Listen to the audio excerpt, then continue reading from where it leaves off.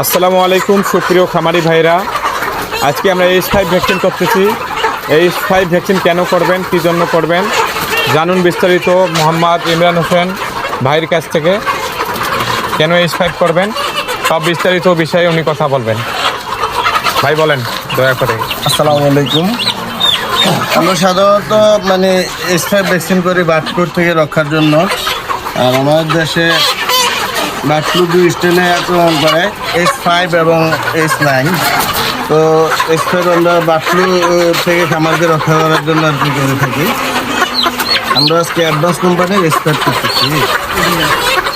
আপনাকে ধন্যবাদ, আপনি আপনার গুরুত্বপূর্ণ কথাগুলো বলার জন্য, যেন কোনো খামারির উপকারে কথাগুলো লাগে।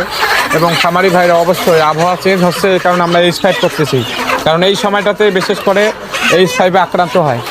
এই জন্য আপনারা আপনাদের খামারকে সুস্থ রাখতে হলে এই সময়টাতে অবশ্যই H5 করবেন। ধন্যবাদ।